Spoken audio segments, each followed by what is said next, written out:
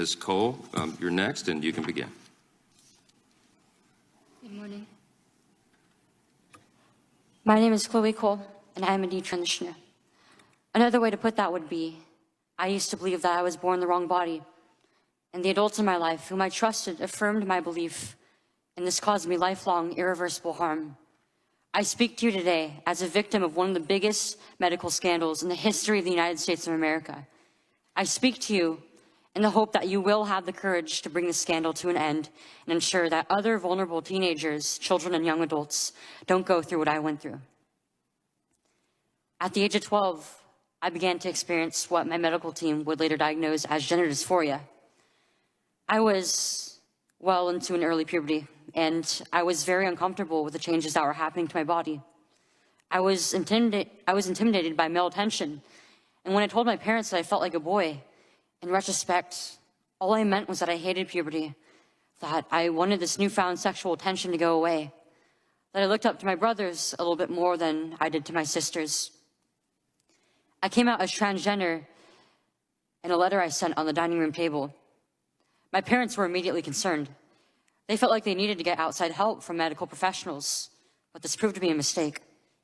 It immediately set our entire family down a path of ideologically motivated deceit and coercion. The gender specialist I was taken to see told my parents that I needed to be put on puberty-blocking drugs right away. They asked my parents a simple question: would you rather have a dead daughter or a living transgender son? The choice was enough for my parents to let their guard down, and in retrospect, I can't blame them. This is the moment that we all became victims of so-called gender-affirming care.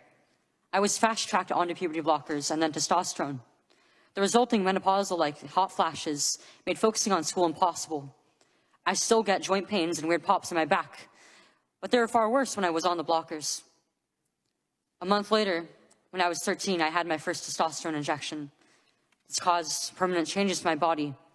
My voice will forever be deeper, my jawline sharper, my nose longer, my bone structure permanently masculinized, my Adam's apple more prominent, my fertility unknown.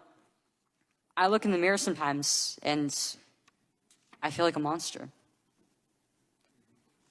I had a double mastectomy at 15. They tested my amputated breast for cancer. And I was cancer-free, of course. I was perfectly healthy. There was nothing wrong with my still developing body or my breasts, other than that, as an insecure teenage girl, I felt awkward about it. After surgery, my grades in school plummeted. Everything that I went through did nothing to address my underlying mental health issues that I had. And my doctors, with their theories on gender, thought that all my problems would go away as soon as I was surgically transformed into something that vaguely resembled a boy. Their theories were wrong. The drugs and surgeries changed my body, but they did not and could not change the basic reality that I am and forever will be a female. When my specialist first told my parents that they could have a dead daughter or a live transgender son, I wasn't suicidal. I was a happy child who struggled because she was different. However, at 16, after my surgery, I did become suicidal. I'm doing better now, but my parents almost got the dead daughter promised to them by my doctors. My doctors had almost created the very nightmare they said they were trying to avoid. So what message do I want to bring to American teenagers and their families? I didn't need to be lied to. I needed compassion. I needed to be loved. I needed to be given therapy to help me work through my issues, not affirm to my delusion that by transforming into a boy, it would solve all my problems. We need to stop telling 12-year-olds that they're born wrong, that they are right to reject their own bodies and feel uncomfortable with their own skin. We need to stop telling children that puberty is an option, that they can choose what kind of puberty they will go through, just so they can choose what clothes to wear or what music to listen to. Puberty is a rite of passage to adulthood, not a disease to be mitigated. Today, I should be at home with my family celebrating my 19th birthday, and instead I'm making a desperate plea to my elected representatives. Learn the lessons from other medical scandals like the opioid crisis, to recognize that doctors are human too, and sometimes they are wrong. My childhood was ruined along with thousands of detransitioners that I know through our networks. This needs to stop. You alone can stop it.